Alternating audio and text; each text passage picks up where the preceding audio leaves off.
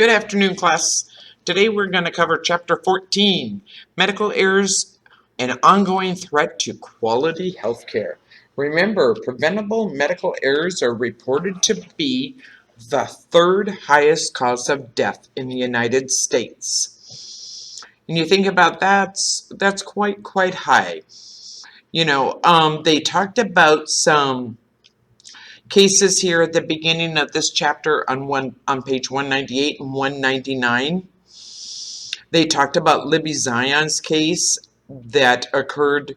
She died 8 hours after entering a New York emergency department, and her death was related to drug-drug interactions. Even when all drugs are administered in doses that are considered safe when administering individually, it was a toxic effect of them administered drugs administered all together.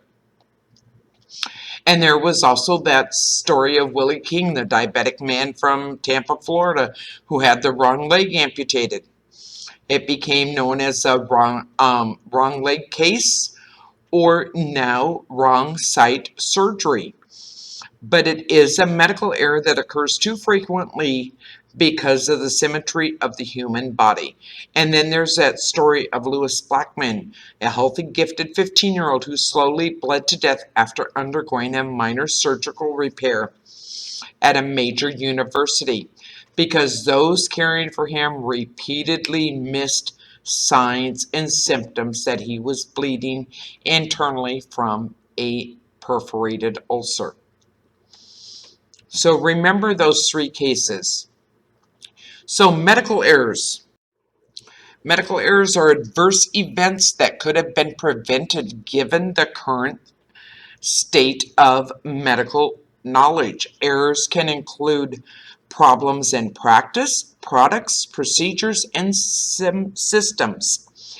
Medication errors are the most common type of medical error and are a significant cause of preventable adverse events.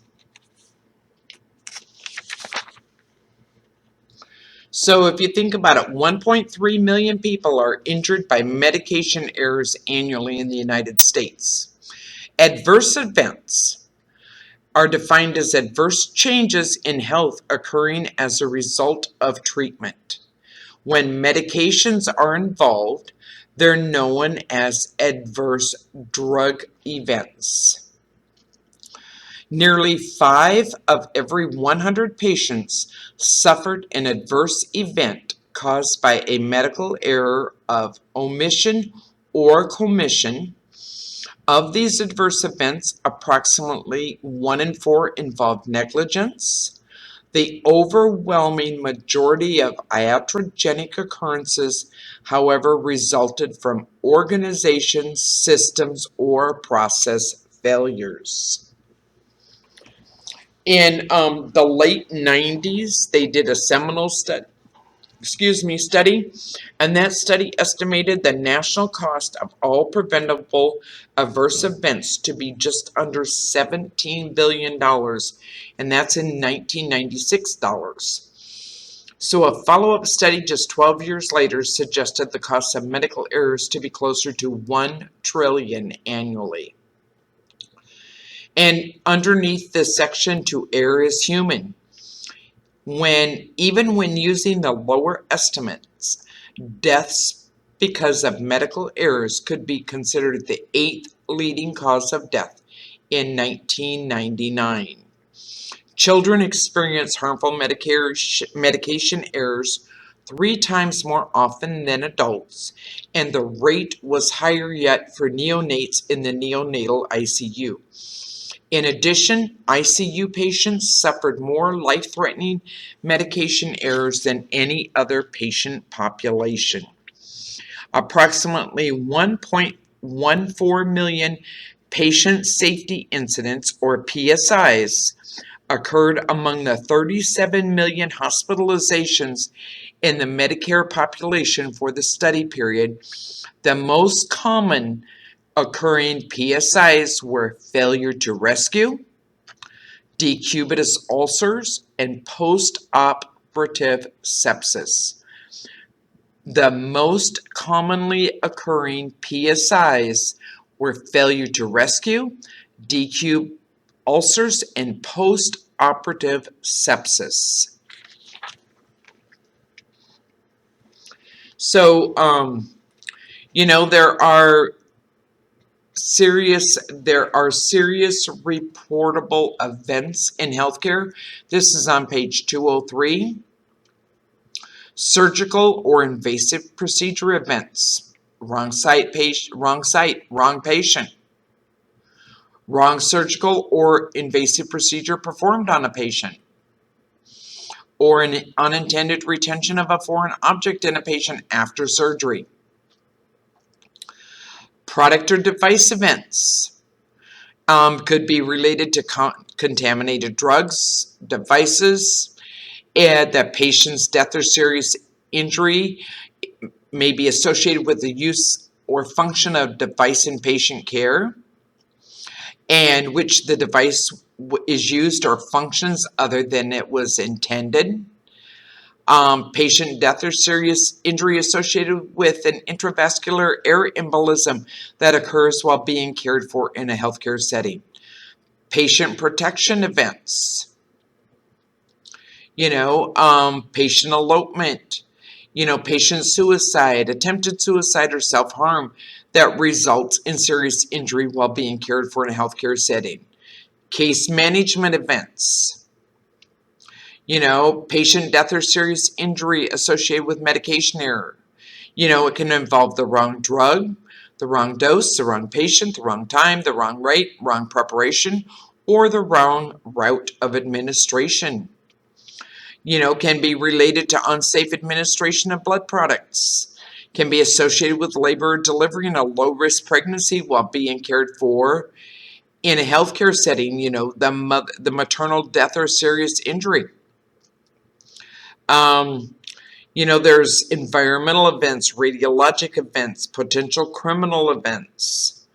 But the National Forum for Healthcare Quality Measurement and Reporting, they're known as the National Quality Forum or the NQF. It's a broad-based, private, not-for-profit body that establishes standard quality measurement tools to help people better ensure the delivery of quality services. The NFQ was the first to create a list of 27 serious reportable events, or SREs, which is now a list of 29 as of 2018. So the National Patient Safety Foundation, the NPSF, was also formed in response to an IOM report. The mission of the NPSF is to partner with patients and families, the healthcare community, and stakeholders to advance patient safety and healthcare workforce safety and disseminate strategies to prevent harm. So it's patients related to patient safety. The Joint Commission's National Patient Safety Goals. They were implemented in January of 2003. They are continued to update. The goals for hospitals in 2018 are down in the box 14.4 on page 205. You want to identify patients correctly. You want to use medicines safely. You want to prevent infection and identify patient safety risk, falls. You want to prevent mistakes in surgery, improve communication, and use alarms safely. But most importantly, the first four I mentioned, identify your patients correctly. Use medicine safely, prevent infection, and identify patient safety risks such as falls. With the Joint Commission, they talk about a sentinel event is defined by the Joint Commission as a patient safety event not primarily related to the natural course of the patient's illness or underlying condition that results in either death, permanent harm or severe temporary harm, and intervention required to sustain life. They're called sentinel because they signal the need for immediate investigation and response. So, they usually do a root cause analysis. Some organizations will use a failure mode and effects analysis. It just depends on the organization that you work for as to what type of analysis they are going to do. The Centers for Medicaid and Medicare Services.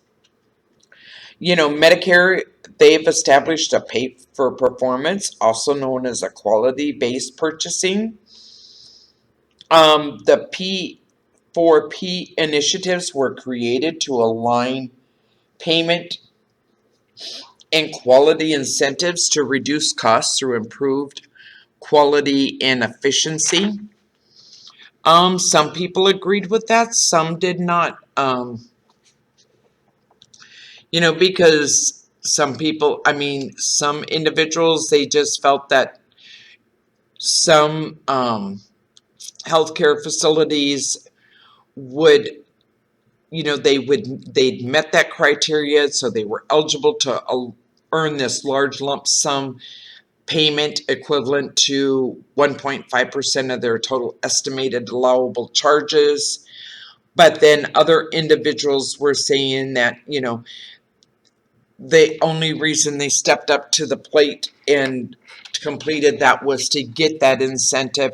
And, some people were saying, why should they be paid an incentive, when that should be part of their job. It shouldn't be an incentive to receive more money just to do what you should always be doing.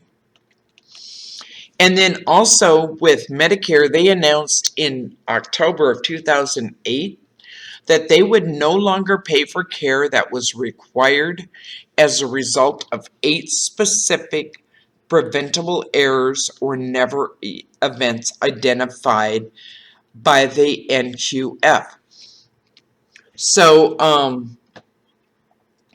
in 2011, the medical errors list was further updated and expanded to cover 29 events that fall under 7 categories, and the name Never Events was changed to SREs. So in box 14.5 on page 206, surgical or invasive procedure events, product or device events, patient protection events, care management events, environmental events, radiologic events, and potential criminal events. I'd already talked about some of those. But remember, a lot of times, like if a patient comes in and they develop a CAUTI, which is a catheter-associated UTI, guess what? Who pays for that? The hospital pays for that because that patient came in without it, and it is the hospital's responsibility to prevent that. So the hospital has to eat that cost. Another thing is creating a culture of safety management. They have the Six Sigma, which is a customer-based management philosophy to error management, the mandatory voluntary reporting of errors, attempts to increase confidentiality of reporting to reduce the fear of legal liability for reporting errors that do occur, the leapfrog recommendations, the use of barcoding, a change in organizational cultures from that of individual blame to error identification and system modification, and the development of patient safety solutions. By the World Health Organization Alliance for Patient Safety. The Six Sigma approach. Six Sigma. A sigma is a statistical measurement that reflects how well a product or process is performing. Higher sigma values indicate better performance. Historically, the healthcare industry has been comfortable striving for 3 sigma processes in terms of healthcare quality instead of 6. This is one reason why healthcare has more errors than banking and airline industries, in which achieving Six Sigma is the expectation. So think about it. I mean, healthcare, banking, and airlines want to achieve a 6, and healthcare, they're satisfied with a 3. There might be something a little wrong there. You know, the third prong of the IOM's 4-prong approach to creating safer healthcare system is to identify and learn from medical errors through both mandatory and voluntary reporting systems. Ethical and professional guidelines suggest that providers have a responsibility to disclose medical errors, yet the literature continues to suggest that this does not happen because of fear of legal suits or disciplinary measures by employers. But the ironic part of that is full disclosure after errors occur often reduces the likelihood of legal suit or the extent of patient retribution. And then in 2002, the Patient Safety Improvement Act was introduced in the House of Representatives. This bill provided legal protections for medical error reporting, stating that error information voluntarily submitted to patient safety organizations could not be subpoenaed or used in legal discovery. It is also generally required that the information be treated as confidential. Another safety measure that has been put into place is leapfrog. And they have implemented computerized physician order entry, evidence-based hospital referral, and ICU physician staffing. You know, studies have shown that the CPOE reduces length of stay, reduces repeat tests, reduces turnaround times for lab, pharmacy, and radiology requests, and delivers cost savings. You know, one of the hospitals demonstrated, it was Boston's Brigham and Women's Hospital, demonstrated that the CPOE reduced error rates by 55%. And the researchers concluded that implementation of CPOE systems at all non-rural U.S. hospitals could prevent 3 million adverse drug events each year. And Leapfrog also endorsed the use of barcoding to reduce point-of-care medication errors. In April of 2004, all prescription and over-the-counter medications used in hospitals must contain a national drug code number. You know, but the thing of it is nurses figure out workarounds. Always use those safety measures that are in place. They put that there, you know, the barcode system, they put it there because you have to follow the 5 rights. The right person, the right drug, the right dose, the right route, and right administration. If you develop a workaround that, an error can occur. You know, sometimes, you know, it's the result of the barcode scans on the wrong patient. You know, because apparently the result of workarounds that staff employed to pursue better efficiencies. You know, so I say don't use the workarounds. Use what is in place to prevent errors from happening. And then also promoting just cultures. Cultures where voluntary reporting is encouraged and constructive feedback is given to those who self-report. That is a just culture. Because think about it, punitive approach to medical errors is not productive, and errors will not be reported if workers feel the consequences. Employees and patients need to feel comfortable and without fear of personal risk in reporting hazards that can affect patient safety. So also on page 211, the World Health Organization's Global Patient Safety Challenges. One of the challenges for nurses is eliminating central line associated bloodstream infections. How do those happen? Not using sterile technique, changing those dressings, developing workarounds. Never, if it places your patient in harm, do not use it.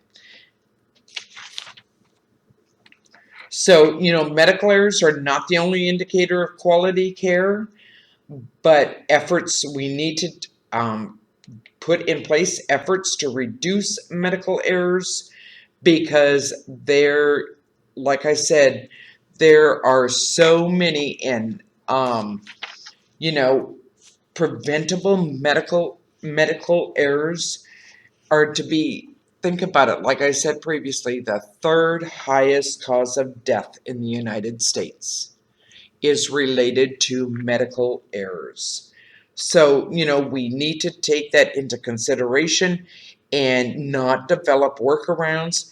Make sure that we think of patient safety first and always, always protect your patients. Have a great week, guys. I will talk to you next week.